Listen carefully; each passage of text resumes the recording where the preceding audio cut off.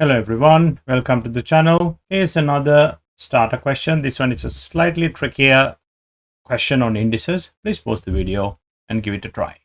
So this question, 2 to the power of n plus, when you have 2 to the power of n add 3, that is 2 to the power of n multiplied by 2 to the power of 3.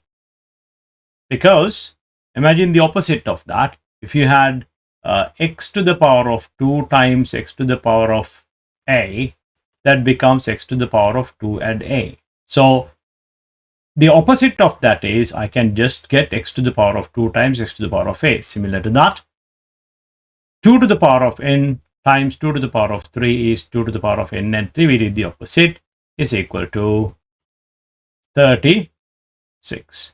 Now that's 2 to the power of n I can factorize.